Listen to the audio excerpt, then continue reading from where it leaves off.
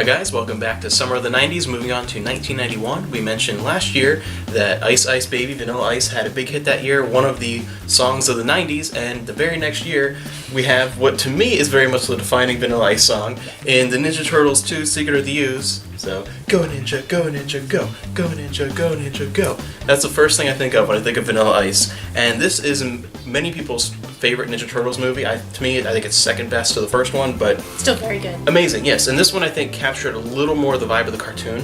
Do you agree between the first two? Yeah, it was much more. I think the first one was a little closer to the comics, the second one was a little closer to the cartoon, and I think that's why it hit the right kind of vibe with everybody, because we grew up with that cartoon. Yeah, it was just a continuation of that. Yeah, but amazing, amazing movie, and this was a really good year for movies. Another one, Hook, came out that year. One that wasn't, I don't think, received incredibly well at the time, but has come on. I mean, who doesn't know, like, Rufio? A whole generation, I think, especially with the VHS release, I think a whole generation really resonated with that movie, and just, Rufio. I mean, you can't... Robin Williams, that's one of his defining movies for a generation of children. So Hook, and you have the book out there. I have the book of Hook. I haven't read it yet. The book of Hook. The book of Hook. I had a crush on Hook. Yeah. I thought he was kind of hot. Yeah. This was especially defining for you, I think, Hook. Oh my gosh. Like, I always loved Hook, but I know your family. This was amazing. Yeah. I know. My dad used to whisper in my ear every night what Tink says. Yeah. Kind of creepy now. You think about it. When you're in between asleep and awake, that's where I'll always love you. That's where I'll be waiting. It's like the Santa Claus thing, yeah. But that's sweet. But it's, like, it's creepy. Like, yeah. It is a little creepy now. No, that's sweet. Like, it's really... I think that was a very important movie for your family and your childhood. It was a very important movie growing up. Another very important movie. This is a huge movie year for you, because these are some of the movies that I associate with you the most, like movies that I know. Like there's only one other 90s, but Beauty and the Beast, right there. So I love Belle. The only problem I have with this movie is that when he turns into a human at the end, he's blonde. Yeah. And that is incorrect. That's incorrect. What color is the Beast? Yes. Yeah. What color is his hair? But that's an amazing movie. I love it. Yes, I love it. Easily one of the best Disney movies of all time. Oh my Easily gosh. one of the best. That's my favorite. Yeah, that's my favorite by far. That's like a top 4 for me. I know it's definitely a favorite for you. I know. Oh but, yeah. And you used to go around because you and your tell all the time. And your mom huffs about it, but you don't want to live in this provincial town. You're like 5. I had this dictionary. It was like my favorite thing ever, and I looked up provincial, and I figured out what it meant. I don't want to live in this provincial town. Just go around it. But you defined. You really, like, I think, grew up in an environment that didn't quite understand your book fascination. No, it was a very... You were like a little Belle. I was. That's why I identified so much with her, and the way the townspeople felt towards her.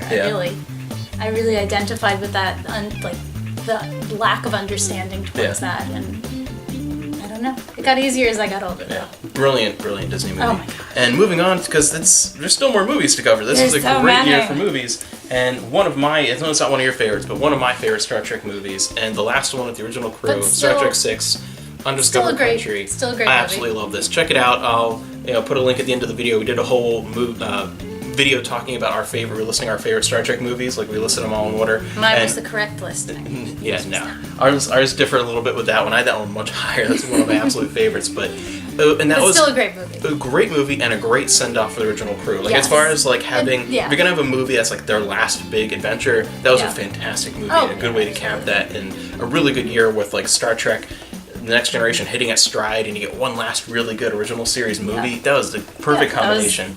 And another one, I'm going to need both hands here, but who has not seen this movie 50 times, but Terminator 2, Judgment Day. I actually like the first one better. Am I the only one that feels that way? No, I feel like I am. I don't know. I think this is just like, because they have very different and this is more iconic. Yes, this is much more iconic, and I think a lot of that comes from the first one was very successful, and then they launch a second one that's a sequel that's at least as good, plus a huge budget compared to the first one. By this time, Arnold was a big star, so I think this was just, unless this was unbelievably terrible, this was going to be a huge hit. Like, this was set up from the beginning to be a massive hit, and just an absolute classic. And this, to me, and in many ways, this is the last good Terminator movie. Like, this, I'm kind of like, I don't really like the other one. But this is just absolutely fantastic. One of my favorite movies from this decade. Just an unbelievable classic. So that was a huge year for movies. 1991. And then TV was a big year too if you have a certain taste, because one, Rugrats started. That was one of the first real like kid shows for my generation that I remember. Because I think a lot of the ones before that, like we were watching like He-Man and Ninja Turtles, like also it started in the 80s. It started in the 80s and continued Yeah, over. I think it was one of the first ones that was made specifically for our generation that I really remember. I watched a lot of Disney stuff. Yeah, I had You had Disney Channel and stuff. Did anybody else have the Disney Channel? Yeah, in a lot of areas it was just a pay channel for most of the 90s. I never knew it was a pay channel. I remember I never realized that. in our area it was a treat because they would put it on for free during the summer because then kids would get addicted to the Disney Channel while they're off school, and then they try and get their parents to buy it throughout the year. But at first, before it was like the modern Disney Channel that you think of, it was for a while it was a pay channel. But yeah, I remember so Rugrats was very definitely. It was such a that was weird one of my brother's thing at the time. things. Oh, absolutely. And we actually will have a special thing dealing with Rugrats a few years from now. You got an amazing thing I can't believe. But we'll see that for another time. And another series that really stuck with me, I think, because my whole family really loved it and enjoyed it, was Home Improvement. Yes. Watched that same was year. everybody. That was another thing that everybody watched. 90's Tim Allen. 90's Tim Allen was great. That's the only time I think of Tim. I don't think of his stand-up. I don't think of his more modern stuff. No. I think of like anything he did in the 90s, like Toy Story or whatever. Like everything in the 90s. I think Santa of Tim Claus. Allen. Yeah. But like Home Improvement's the first thing I think of. Yes. Like just that to me, I could watch. That's one of the very few sitcoms that I could rewatch multiple times. Like for some reason that just hit the perfect vein at the time, and just I really stuck with me, and my whole family really liked it. Yeah. And that's one of the few sitcoms I think we could all sit and agree upon. Oh yeah. So and I think I don't know if it was the same way for you guys. Like, oh yeah, we watched that every night. Yeah. That was one of those staples that everybody watched. Absolutely. And another one, which this is my number 2 sitcom. Well, I don't know if the other one counts as a sitcom, but one of my favorite sitcoms of this decade and one of my favorites of all time. And I've done Earl Sinclair's Mating Dance for you many times, but I won't do it on camera. You should really. This is one of my favorites. This is amazing. Dinosaurs. I mean, anything Jim Henson's going to be incredible from this time period, but oh my gosh. That is one of the most underrated sitcoms of all time. And it's so impressive as an adult to think what they did. Professor, like if you look, it's nuts the quality of the work. If you look at all the practical effects and costumes and animatronics and everything, it's amazing. Crazy. But it's great because it's not just that. Like the show would have worked well just with humans because it was quality writing, good characters. It was funny. I mean, not the mouth. Exactly. This is another one that I remember seeing a lot in Germany because that was a big hit over there. I feel like that would be creepy. Oh, it was very funny. But like there was another one that I remember seeing in both places that. That's weird. But it was huge, and that's one I just watch all the time. And it transcends. I think that one transcends like the 90s. Yes, it's not, I think like Home Improvement is immersed very in 90s, the culture. Yes, yeah. But this is something that's universal. I feel like I think this one has new legs, and I think is going to find a new audience years from now. I think this is one that people are going to rediscover because I hope so. The style and when it takes place and the prehistoric setting and everything. I think that it's not defined to a certain time. It's not like anchored to a certain time period. So the end is so sad. Oh yeah, this is one of the most depressing endings of all time. Did anybody else cry? But yeah, I cried. Still, it was sad. An amazing show. That's one of the best sitcoms ever. Just incredible. And this was a great year for toys and video games and stuff too. The Super Soaker came out, like the true, like they think of like 90s Super Soaker, and that was a toy that was one of those like everyone had to have going to Toys R Us. Oh yeah. Every summer, everyone you had always Super wanted Soakers. that like giant one that was like this big. Yeah, and eventually, eventually later on, they had ones like the backpack. You ever seen a kid with that? And just like I want that too. Yeah. It was like the Ghostbusters backpack. And it was the same year also that they came out with Pogs. Well, no, at least they didn't come out. They didn't come out with Pogs. No. I did research. Yes, Pogs were popularized this year. This is when they But, I love Pogs. I love Pogs. This was you the never year. Played Pogs. No, I collected, but never played Pogs. I feel like everybody collected them, but nobody played them. Very few people played them.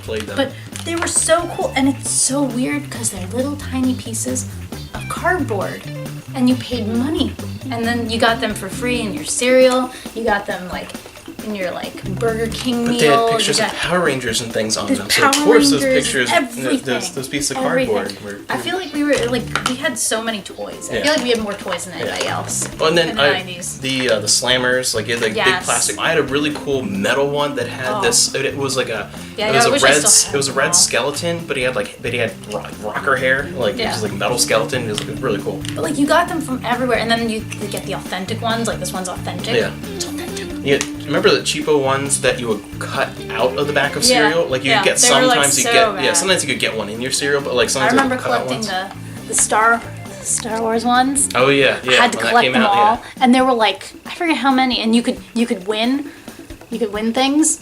I never won anything, Yeah. but I kept them Pogs. because they were Pogs were awesome. very. But They were were so one of those cool. big like collector fads for like a few years, and then kind of slowly went away. But But I think they're awesome. still fun. They're cool. Yeah. I loved them. And it was also, to even more exciting news, this was the same year that the Super Nintendo launched. The Super Famicom had launched a year prior in Japan, but we finally got it here in its redesign that is ugly compared to the original Japanese version, but it's whatever, It's it's still very cool. definitive, It's cool. still cool. But the return of Nintendo proving that they could hold on to that success from the NES in the 80s, and this was a huge launch, a lot of classic games, especially this is one of the first things I think of for RPGs, and just the launch of Squaresoft in the 90s, and just so many Nintendo classics, and a lot of franchises continued on, just in a very important system, but one that I love much more came out and challenged that dominance. It launched years prior, but this was the year they did the big sort of relaunch, in a way you could almost say, of the Sega Genesis, and hardcore. ended up getting like the Model 2, and you ended up getting one of the greatest games of all time, the original Sonic the Hedgehog. This is when the Genesis had been around for a few years at that point, but this is when it took off. This is when Sega this is when everybody decided. got one. Yeah, this is when Sega decided to fight back. This is when you started launching the like Sega versus Nintendo war. This is the Genesis that versus Super attitude. Famicom. Look at that attitude. And this is the model Genesis I think of all the time, just because of the time period that it came Yeah, out. I don't this think of that one at this all. to me, because you had your cousin Peter had one. Yeah, he had the Model 1. But like this is the one I had, and this is the one that all my friends had. What did we play more than anything Yeah, else? well, yeah, Sonic, That. all that, and this is the one, the pack-in one here. But the launch of one of my favorite consoles of all time, just a huge year, and the combination of those two in 1 year, Yeah. that's incredible, and that's a great way to end out the year 1991. And next video we'll be moving on to 1992.